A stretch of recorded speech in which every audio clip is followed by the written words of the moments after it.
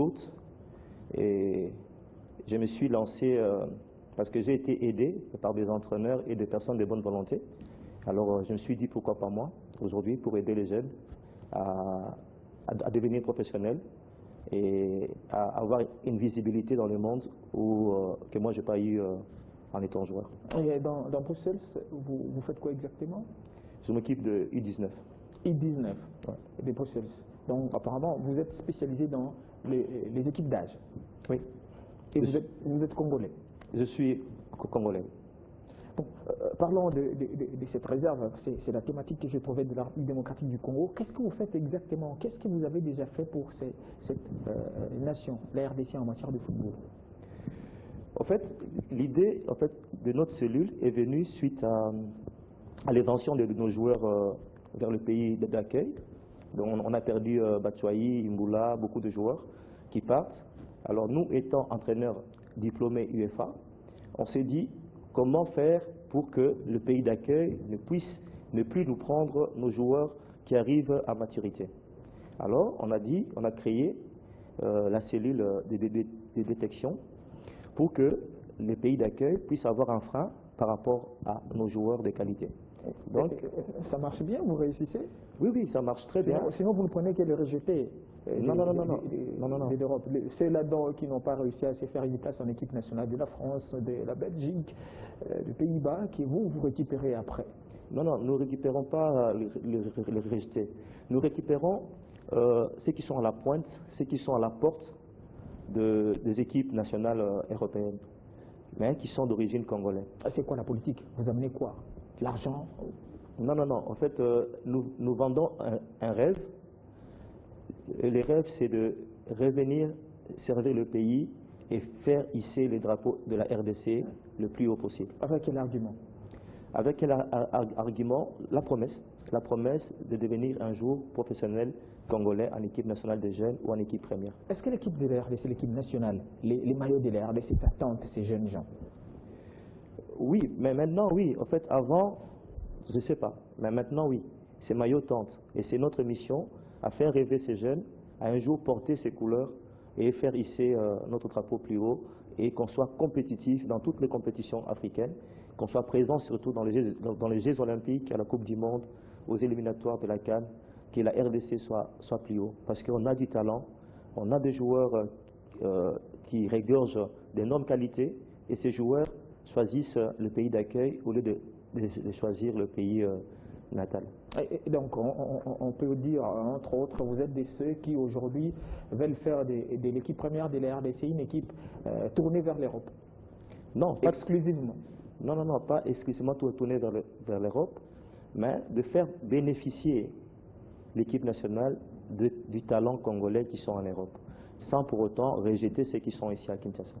Parce que c'est la base. S'il faut faire un petit rapprochement, vous allez vous sentir que, par exemple, s'il faut prendre la sélection de Ibenge avec la FIFA qui vient de libérer 6 autres joueurs, c'est fort possible qu'on puisse avoir pratiquement, si pas 10, en commençant par la cage, si pas 10, 9, 8 joueurs. Je dirais que ce n'est pas nouveau dans le monde du football. Quand on voit la Belgique jouer, tous les joueurs qui jouent dans l'équipe nationale de la Belgique, ils viennent des autres pays. C'est des Belges. Donc quand on veut avoir la qualité, je pense qu'il faut mettre les moyens. La qualité, parfois, ça demande qu'on fait jouer un professionnel. Pourquoi un professionnel par rapport à un amateur? Parce qu'un professionnel, il fait du football un métier. Donc il vit que de ça. Il parle que football, il mange football. Un amateur, peut-être dans la journée, il travaille. Il n'est pas à 100% concentré au football. Vos relations avec ceux qui organisent le football ici au pays, entre autres la fédération? Je suis ici depuis juin. Ma mission était que nous puissions collaborer avec la fédération. Nous voulions être une base, une référence pour la fédération en étant en Belgique. Et ma mission était de lier... Ça ne l'est plus? Non. Maintenant, on est en négociation avec la fédération et que je remercie les efforts que le directeur technique national, M. Moukeba, fait pour que cette mission soit possible. Et toutes les autres personnes qui, de loin ou de près, ont fait que aujourd'hui, les binationaux soient plus un rêve, mais une réalité. De ces jeunes qui rejoignent aujourd'hui les RDC, la génération avec l'entraîneur Florent Ibenge, qui est ces jeunes qui est passé entre vos mains? Des joueurs qui sont... En fait, il n'y a personne parce que c'est des joueurs déjà qui jouent déjà dans des équipes premières de première division. Et nous nous occupons de jeunes qui ne sont pas encore rentrés dans les équipes premières, quoi. Ben, on a vu la RDC jouer contre la France, hein, le match U17. La RDC a été battu 2-0. Il y a 3 joueurs de moi qui ont joué. Donc il y a les défenseurs Sébastien Kavanda, qui est le fils de l'ancien défenseur de DSMP Kavanda. Il y a aussi Issé Ekamba qui a joué, qui est ailier droit et qui joue à Zitouregen, équipe première division de Belgique. Et puis il y a encore un autre joueur qui a joué, il s'appelle Brandon Wanibert, qui joue à Mali. Et ce sont les 3 qui étaient parmi les 15 joueurs qui étaient sélectionnés par le monsieur Otis Ngoma. Et c'est quoi les discours que vous apportez aux parents de ces jeunes enfants? En fait, nous leur disons que les pays développés, ils ont assez d'éléments pour se mettre plus haut. Par contre, nous, on n'a pas beaucoup d'éléments, on n'a que ces jeunes-là. Alors s'ils partent pour les étrangers, et nous, on n'a plus personne, quoi. Et notre pays s'est fait maintenant classer 60e au classement FIFA, alors que la Belgique, en faisant jouer 6 Congolais, est maintenant 3e au classement FIFA. Pourquoi pas nous? C'est un discours normal. À quoi ça peut convaincre un parent? Parce qu'avant, c'était l'obstacle majeur, les parents. Mais aujourd'hui, on sent qu'il y a quand même... C'est quoi l'élément détonateur du fait qu'aujourd'hui, ces parents arrivent quand même à libérer aisément, à libérer calmement le... En fait, avant, la fédération allait déjà prendre le joueur mûr. Ça veut dire qu'un joueur qui a déjà confirmé, pour jouer en équipe première, pour jouer en équipe nationale. Maintenant, nous allons chercher l'enfant à 15 ans. À 15 ans, à 16 ans, on ne sait pas encore si l'enfant va devenir professionnel. Mais nous allons déjà, vers l'enfant, proposer un maillot, un équipement de l'équipe nationale, pour que cet enfant parle équipe nationale en lui, pour qu'il puisse avoir une idée qu'un jour, en travaillant et en redoublant d'efforts, qu'il peut servir le pays. Donc c'est déjà, nous allons chercher les jeunes à 15 ans, chose qui ne se faisait pas avant. Donc nous allons donner à ces jeunes l'espoir que l'avenir est plus fructueuse qu'avant. Alors qu'avant, on allait chercher des joueurs qui avaient été déjà confirmés, comme Nesken Kebano ou les autres. Mais maintenant, nous allons chercher plus bas. Plus bas. Et vous faites comment? Nous sillonnons tous les championnats des jeunes. Donc en Belgique, en France, aux Pays-Bas. Pour le moment, nous ne faisons que ces 3 pays parce que nous travaillons avec nos propres moyens. C'est pour ça que nous voulions que la fédération puisse nous aider. Là, c'est le nœud du problème, les moyens. Oui, mais nous faisons ça bénévolement parce que nous sommes des patriotes. Donc, non, il n'y a rien pour rien, s'il vous plaît. Bien sûr, vous pouvez dire ça. Vous payez les billets, vous quittez la France pour la Belgique, vous organisez à réunir ces jeunes gens. Ce n'est quand même pas quelque chose à faire comme ça, sinon ça serait difficile. Regrouper les jeunes avec quels moyens? D'abord, s'il faut vous engager les transports, vous engagez beaucoup de choses, ils viennent, ce sont des jeunes gens qui sont encore sous tutelle de leurs parents, ils ne vont pas les laisser comme ça, sans garantie de retour par exemple. Finalement, où est-ce que vous trouvez concrètement vos finances pour vous organiser dans ce sens-là? Nous faisons appel aux parrains. On a des parrains, des gens de bonne volonté qui nous aident. On a des sponsors qui nous aident. Et ces gens-là, donc nous planifions déjà nos voyages. Si nous voulons aller aux Pays-Bas, donc c'est déjà connu 2 mois en avance. Et nous organisons de sorte que nous puissions avoir les moyens nécessaires pour se déplacer comme une équipe nationale. Et nous organisons aussi des repas. Donc, comme des professionnels, nous allons manger au restaurant, nous allons dormir dans des hôtels à 4 étoiles. Nous faisons vivre ces enfants-là comme s'ils étaient vraiment dans une équipe nationale. Et tout ça est possible grâce aux gens de bonne volonté. Nous nous mettons aussi, moi je suis comptable aussi à la Poste. C'est pas dit que je prends l'argent de la Poste pour mettre sur les jeunes, mais nous faisons un effort pour que ces jeunes-là se sentent chez eux en étant chez nous. Cet investissement que vous faites, on peut le dire comme ça, vous attendez à vous investissez dans les temps pour qu'un peu plus tard, une fois, Difo Poulain sélection en équipe nationale qui puisse vous rétribuer quoi? Non, Parce qu'il n'y a rien pour rien. Non, en fait, peut-être dans votre langage. Mais la Bible nous dit, quand ta main droite donne, il ne faut pas que ta main gauche sache ce qu'elle donne. Donc, bien que tout travail mérite salaire, mais nous attendons rien de ces enfants. Nous serons heureux que ces enfants, un jour, deviennent professionnels. Ça sera notre mission. Et si ces enfants veulent nous rétribuer quelque chose, on ne va jamais dire non. Parce que notre mission est que ces enfants soient visibles. Aujourd'hui, si tu as des enfants, tu veux que leur avenir soit fructueux, donc tu les inscris dans des écoles. Mais ce n'est pas que je les inscris à l'école pour que demain ils me donnent quelque chose. Donc on ne voit pas l'avenir. L'avenir, personne ne les connaît. Demain, ni moi ni toi, savons ce qui va arriver demain. Mais par contre, nous avons espoir. Nous avons l'espoir que demain sera meilleur qu'aujourd'hui. Vous êtes en train de faire un travail pour une nation. Cette nation représente quoi dans votre esprit, dans votre tête, la RDC? Oui, en fait, je suis né ici. Je suis né à Calémie. J'ai grandi ici. J'ai fini mes études primaires et secondaires ici. Je suis allé faire mes études de graduat en comptabilité en Belgique. Mais je me considère plus congolais qu'en étant belge, bien que mon père est belge.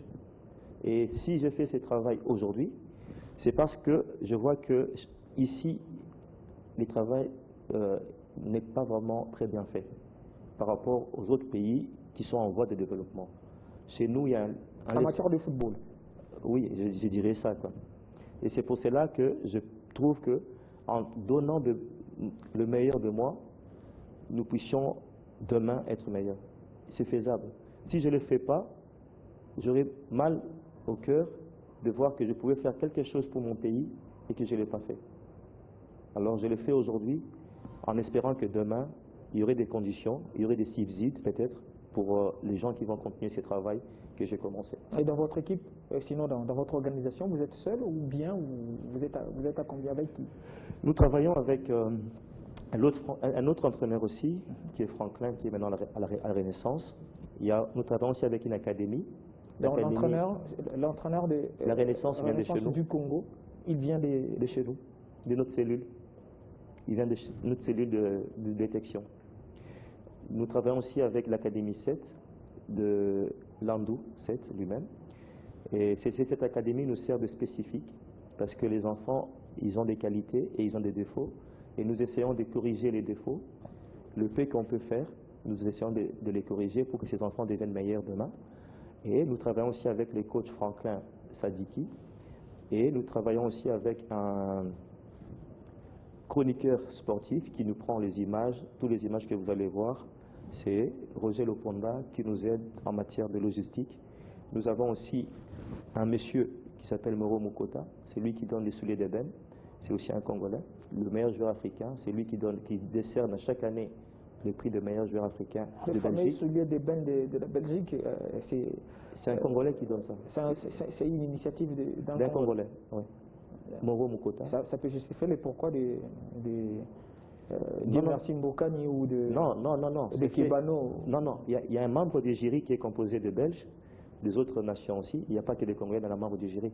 Lui, il est la personne qui a eu l'idée de créer ça, un soulier pour un meilleur joueur africain. Évoluant en Belgique. Évoluant en Belgique. C'est une bonne initiative pour dire simplement c'est lui aussi qui est aussi un membre, un parrain qui nous aide aussi. Nous avons aussi le papa de Junior Malanda, M. Bernard Malanda, qui nous aide aussi. Nous avons aussi les parents de joueurs, parce que nous mettons en valeur... Que vous avez réussi à avoir avec vous pour garantir leurs enfants. Oui, les parents de joueurs aussi qui contribuent. Et de tout ça, nous arrivons à faire que la cellule fonctionne. Et vous attendez quoi du pays? Parce que là, c'est une bonne initiative, pour initiative.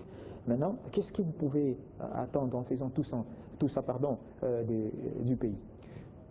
Mon souhait à moi est que demain, la fédération puisse avoir une référence en matière de jeunes et que cette référence soit nous. Qu'est-ce que cette fédération peut faire pour vous? S'il faut le dire comme ça, sinon les ministères des Sports peuvent faire pour vous. Donc, en collaborant avec nous, en nous mettant, par exemple, le training pour donner aux joueurs, au lieu que nous achetons ces trainings, des équipements pour que nous donnons à ces jeunes qui vont servir le pays dans les championnats des jeunes ou bien dans l'équipe nationale, Donc, en nous aidant aussi à améliorer ce que nous faisons.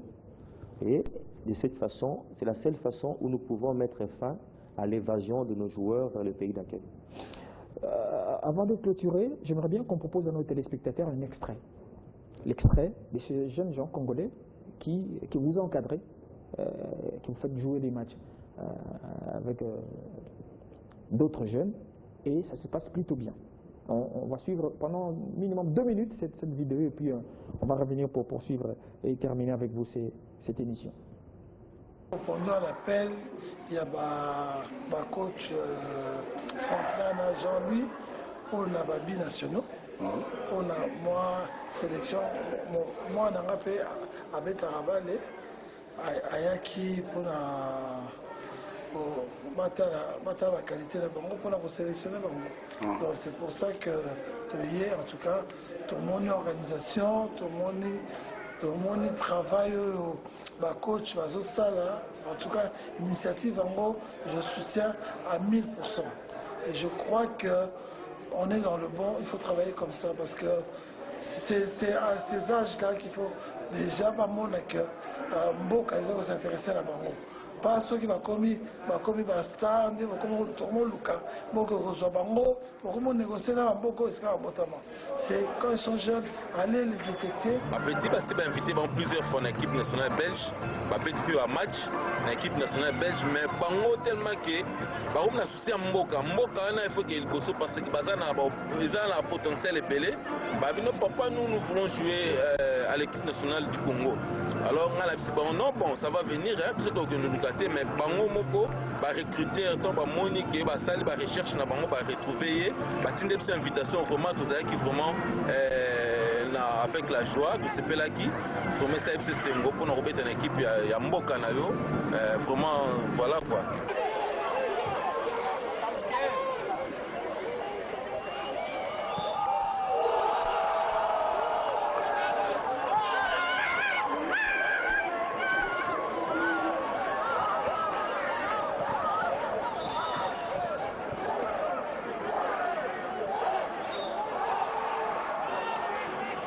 Allez, cette vidéo, bien sûr, on a vu des jeunes gens danser, reprenant pratiquement les pas de Dieu merci Mbokani. C'est qui ces jeunes qui a pratiquement fait, après avoir marqué le but, ils dansent à la Mbokani? Issé et Kamba. Il joue à Zituarigen. Il a déjà joué avec les I-20 contre la Malawi. Le Malawi. Oui, contre le Malawi. C'est un jeune qui joue au Zituarigen, qui est à la porte de l'équipe première de Zituarigen de première division. Est-ce que c'est possible, 2, 3, 4 ans après, qu'on puisse avoir en équipe nationale ces jeunes, au lieu de passer par chercher encore à attendre la qualification par la Fédération internationale des X ou Y joueurs, c'est possible de les avoir un peu plus tôt que ça? Oui, c'est possible, parce que ces jeunes a déjà joué pour la RDC, donc c'est possible. Et c'est un jeune qui monte et qui je trouve encore meilleur que d'autres jeunes qui jouent en équipe A. En équipe A. Ouais. Alors, la RDC a un sérieux problème avec ses équipes d'âge, les pépinières. La réserve est là au niveau de l'Europe, mais également sur le plan local.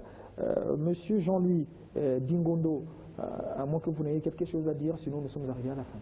Oui, en fait, j'aimerais remercier ma femme et mes enfants parce que c'est grâce à eux que je fais ce travail et sans leur soutien, je ne pense pas que je pourrais réussir cette mission que je suis en train de faire ici. Et puis, je remercie aussi tous mes joueurs, que ce soit du Royal Sporting Club d'Anderlecht, que ce soit de la cellule de détection, qui me suivent aussi, et qui sachent que chez nous, ils seront toujours chez eux.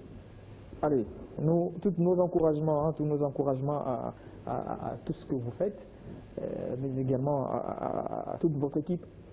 Continuez pour la République démocratique du Congo, qui attend certes beaucoup de ce que vous faites aujourd'hui. Je vous remercie aussi de la gentillesse que vous avez de me recevoir dans votre chaîne et que cette chaîne qui pense à la jeunesse aille toujours de l'avant et que ce soit une chaîne de différence. Un grand merci et merci pour votre professionnalisme et votre travail bien fait. Moi, je dis un grand merci. Je vous dis également merci pour avoir accepté de répondre à notre invitation. Un grand merci à toute l'équipe, sinon à tous les téléspectateurs qui nous ont suivis à travers le monde. Portez-vous bien. À très bientôt sur votre chaîne.